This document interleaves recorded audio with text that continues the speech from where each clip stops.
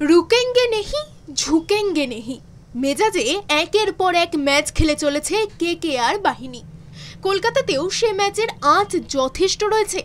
কলকাতাবাসী মজে রয়েছে আইপিএল জ্বরে কাঁপছে রীতিমতো। শনিবার ঘরের মাঠে খেলতে নামবে কেকেআর। এদিকে আবহাওয়া দপ্তর বৃষ্টির পূর্বাভাস দিয়েছে। কলকাতায় বৃষ্টি হলে ম্যাচ যদি কোনো কারণে ভেস্তে যায় তাহলে মন খারাপ হয়ে যাবে সমর্থকদের, কারণ এটাই ঘরের মাঠে কেকেআরের শেষ ম্যাচ। বৃহস্পতিবার বিকেল 5টা নাগাদ কেকেআর এবং মুম্বাই ইন্ডিয়ান্স প্র্যাকটিস বাতিল করে দিয়েছে।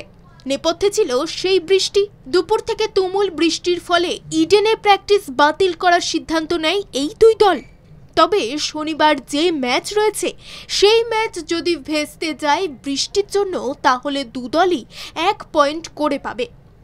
শীর্ষ থেকে এদিকে প্লে অফের রাস্তা পরিষ্কার করে ফেলেছে কেকেআর। সন্ধ্যে 7:30টা থেকে রয়েছে ম্যাচ। এই ম্যাচ জিতলেও মুম্বাই কোনো মতেই প্লে অফে যেতে পারবে না। এদিকে কেকেআর 1 পয়েন্ট পেলেই চলে যাবে একেবারে শেষ চারে।